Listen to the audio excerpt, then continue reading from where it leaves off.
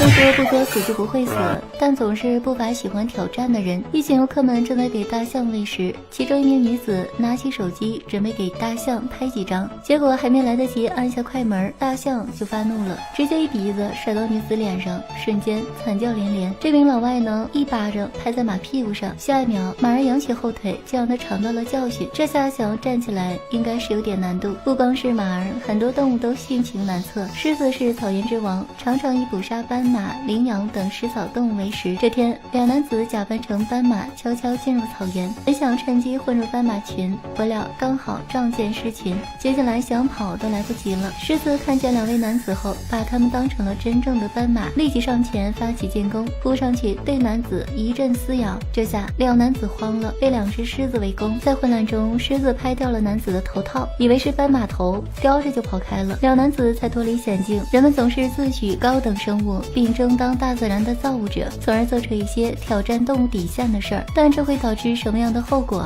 谁也无法预料。